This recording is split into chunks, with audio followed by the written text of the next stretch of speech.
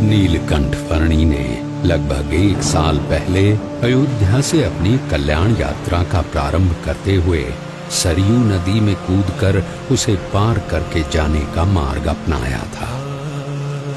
और आज अयोध्या से मुक्तिनाथ की ओर जाने के लिए भी उन्होंने वही मार्ग अपनाया।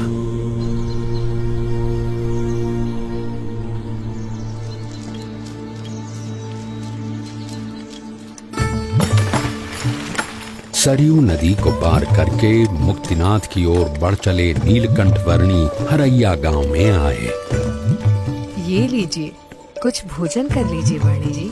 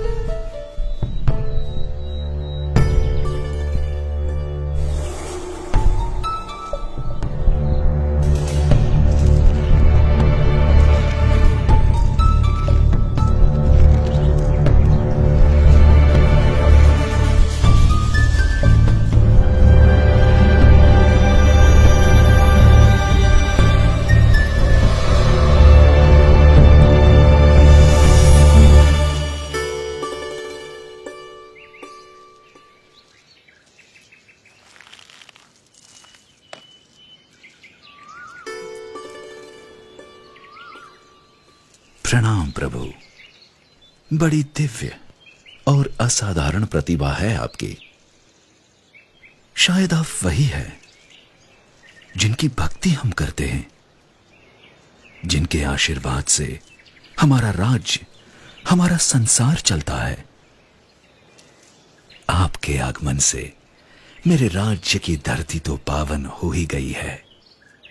अब कृपया मेरे राजभवन में पधारकर उसे भी धन्य कीजिए।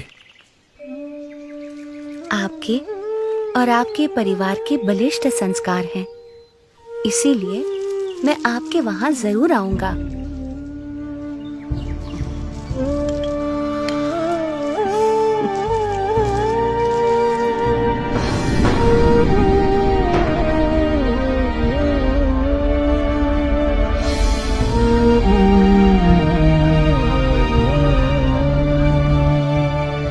नीलकंठ वर्णी वंशीपुर गांव आ पहुंचे। कोई कहियो रे प्रभु आवन की, कोई कहियो प्रभु आवन की, मन भावन की, प्रभु आवन की, मन भावन की, कोई कहियो रे प्रभु आवन की, कोई कहियो। आपन आवे लिख नहीं भेजे, मान परी ललचावन की। आपन आवे लिख नहीं भेजे, बान परी ललचावन की। ये दो नैना कहो नहीं माने, ये दो नैना कहो नहीं माने, नदियाँ बहे जैसे सावन की, नदियाँ बहे जैसे सावन की, कोई कहियो। ये महाराज पैदल चलकर क्यों आ रहे हैं? हाँ, और घोड़े के ऊपर कौन बैठा है? देखूं तो महाराज पैदल, अवश्य ही कोई विशिष्ट अतिथि होंगे।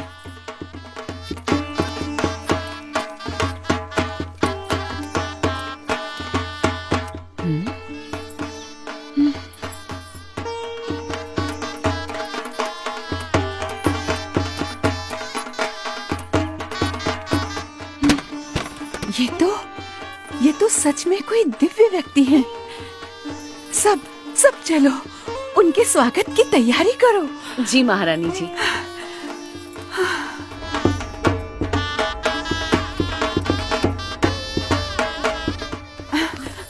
और सुनो, राजकुमारी ईला और सुशीला को भी बुला लो। जरूर महारानी जी।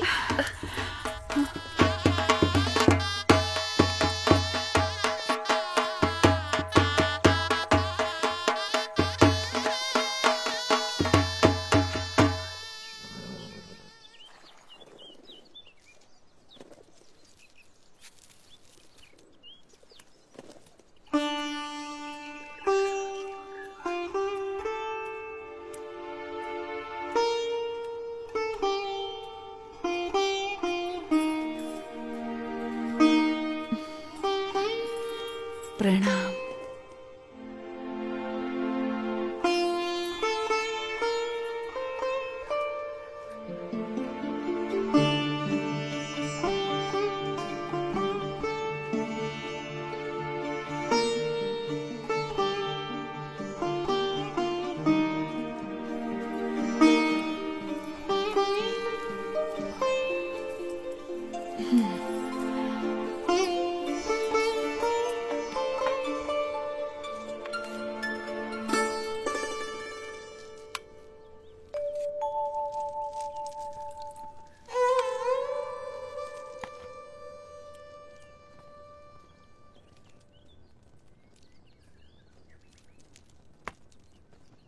वरणी जी, हमारे राजा धर्म पालन के आग्रही है और उसके फलस्वरूप उनके ऊपर ईश्वर की इतनी कृपा है कि उन्हें इतनी प्रतिष्ठा, इतना मान सम्मान, इतनी धन दौलत, इतना वैभव, ऐसा श्रेष्ठ भोजन, सब कुछ प्राप्त है।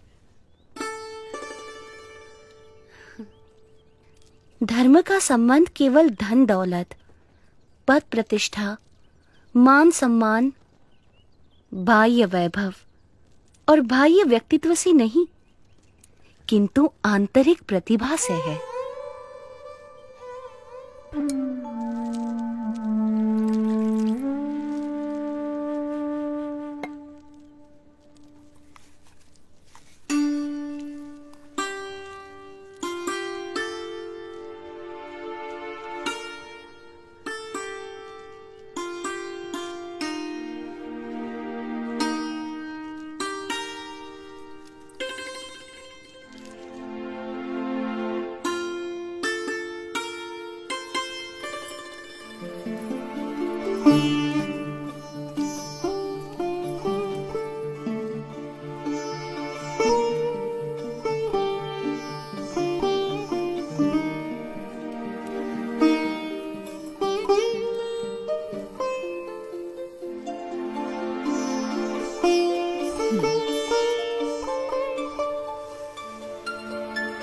प्रभु, हमारा कोई पुत्र नहीं है।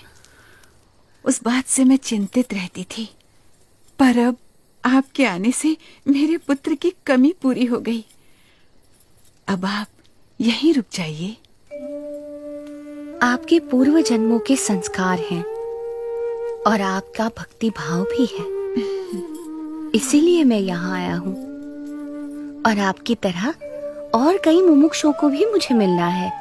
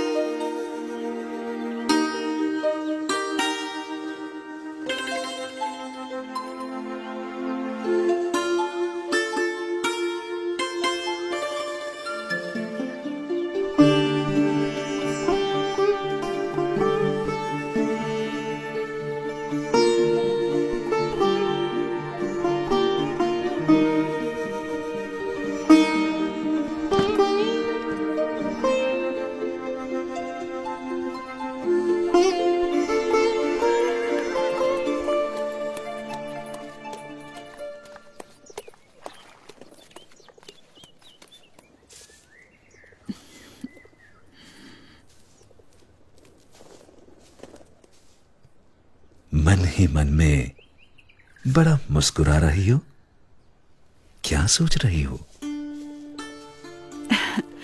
सोच रही हूँ नीलकंठ वर्णी कितने महान व्यक्ति हैं, सरल जीवन और उच्च विचार।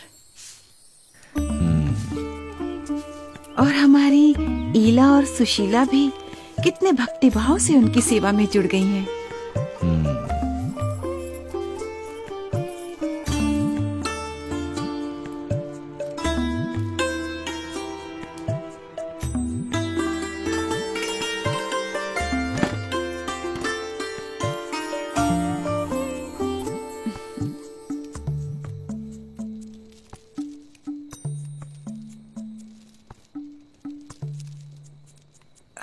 नीलकंठ वर्णी, कई दिनों से आप हमारे साथ हमारे स्वजन की तरह ही बस रहे हैं।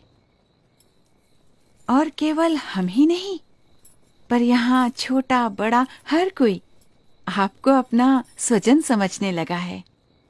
सभी को आपसे लगाव हो गया है।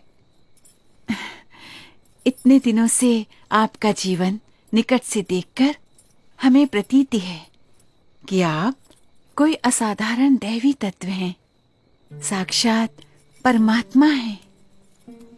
ये सब देखकर मेरे मन में एक विचार आ रहा है कि यदि आप हमेशा के लिए हमारे स्वजन बनकर रह जाएं, तो कितना अच्छा होगा। यदि समझ में आए तो मैं तो हमेशा के लिए सबका स्वजन हूँ, एक सच्चे स्वजन की तरह हमेशा सबके साथ ही रहता हूँ। अब हमारी अपेक्षा है कि हम ये सब कुछ त्याग कर आपके चरणों में न्यौछावर करके मोक्ष के काम में ध्यान दें। और हमारी सारी धन दौलत, हमारी सारी संपत्ति, हमारा राज्य और ईला और सुशीला को भी आपको सौंप दें। हमारी पुत्रियों से ब्याह करके हमारा सब कुछ स्वीकार कर लीजिए नीलकंठ।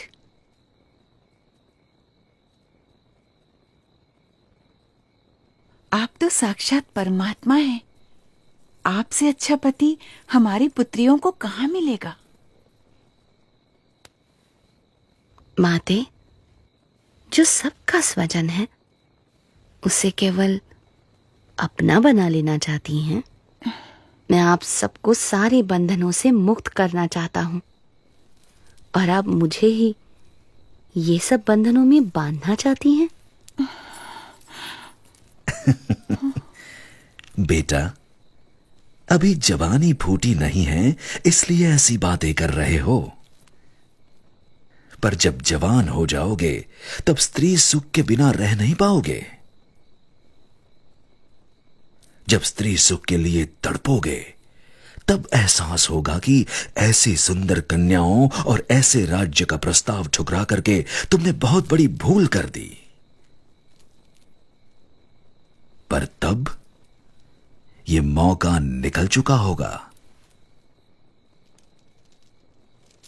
क्षमा कीजिएगा, पर आप मोह में अंध होकर मुझे जानते हुए भी मेरा असली स्वरूप भूल रहे हैं।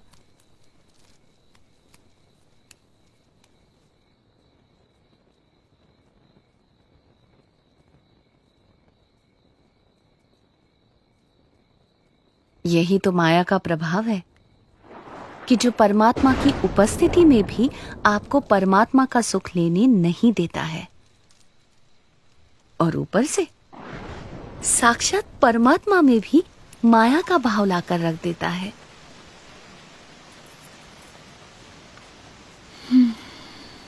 माँ, पिताजी, ये नीलकंठ वर्णी तो निर्लेप है, निर्विकारी है। ये सब मोह माया से परम सुख के दाता स्वयं परमात्मा हैं।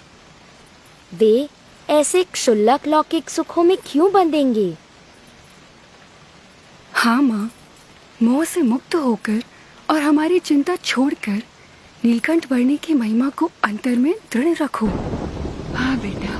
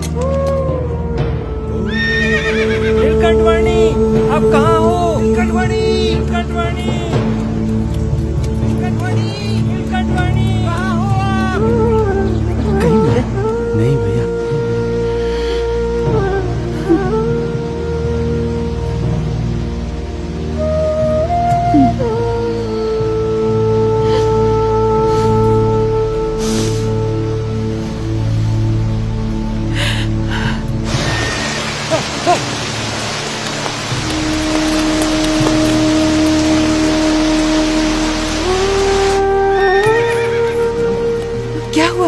नीलकंठ वर्णी मिले? सुबह से लेकर अब तक हमने नीलकंठ वर्णी को हर दिशा में ढूंढा, पर वो कहीं नहीं मिले।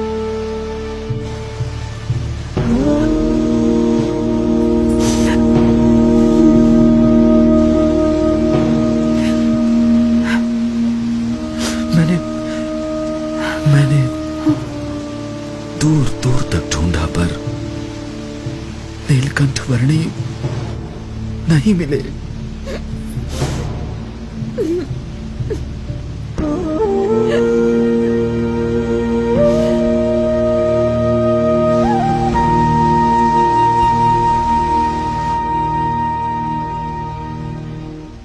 माँ, वे चले तो गए हैं, पर हमें सच्ची समझ देकर गए हैं, हमारा कल्याण करके गए हैं। उन्होंने कहा था ना कि उन्हें तो अभी अनेक मनुष्यों का कल्याण करना है। हाँ। हाँ।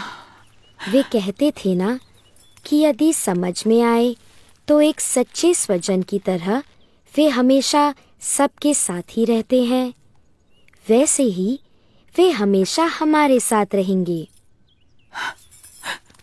हाँ बेटा।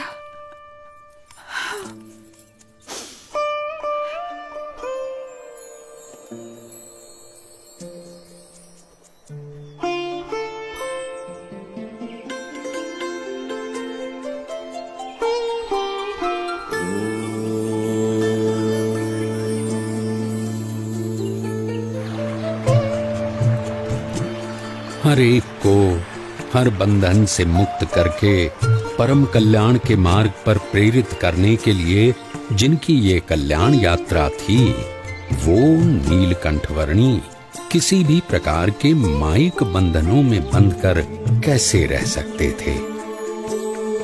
अपनी कल्याण यात्रा को अविरत रखते हुए नीलकंठवर्णी बढ़ चले वंशीपुर से मुक्तिनाथ की ओर।